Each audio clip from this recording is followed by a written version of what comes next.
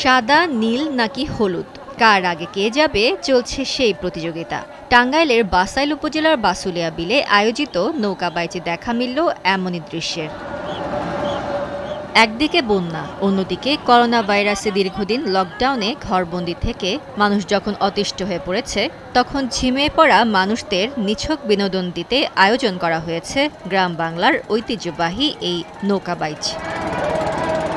প্রতি বছরের মতো এবারও বীর মুক্তিযোদ্ধা আব্দুল মালেক স্মৃতি ফাউন্ডেশনের উদ্যোগে অনুষ্ঠিত হয়েছে এই নৌকাবাইচ প্রতিযোগিতা। দীর্ঘদিন পর আয়োজিত এই নৌকাবাইচ দেখতে বিলের দুপাশে ভিড় করে স্থানীয় সহ বিভিন্ন উপজেলার প্রায় লক্ষাধিক মানুষ।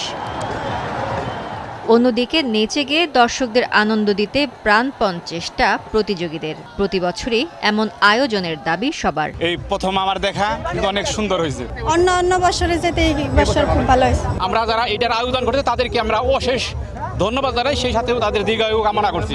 আমরা চাই এখানে প্রতি বছর এসে দর্শককে আনন্দ দিতে পারি। আমরা প্রতি বছরই আয়োজনটা চাই, আর এবার একটা নেই, আমরাই প্রথম।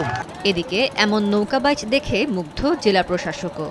কোনো প্রকার অপ্রীতিকর ঘটনা যেন না ঘটে সেজন্য মোতায়েন রাখা হয় পর্যাপ্ত আইন শৃঙ্খলা বাহিনী। হাজার হাজার মানুষের এই স্বতঃস্ফূর্ত অংশগ্রহণ দেখে আমরা অভিভূত। আইন শৃঙ্খলা রক্ষা করার জন্য আমরা চেষ্টা করতেছি। সকলের সহযোগিতায় একটা সুন্দর নৌকাবাইচ প্রতিযোগিতা হবে বলে আমি বিশ্বাস করি। নৌকাবাইচ প্রতিযোগিতার আমন্ত্রিত প্রধান অতিথি স্থানীয় সংসদ সদস্য জানান, নৌকাবাইচ দেশের এক ঐতিহ্য, তাই প্রতি বছরের মতো আগামীতেও এমন আয়োজন অব্যাহত থাকবে বলে আশ্বাস দেন তিনি।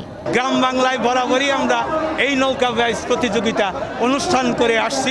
নৌকাবাইচ প্রতিযোগিতায় বিভিন্ন জেলা উপজেলার প্রায় অর্ধশতাধিক নৌকা অংশগ্রহণ করে। সময় সংবাদ, টাঙ্গাইল।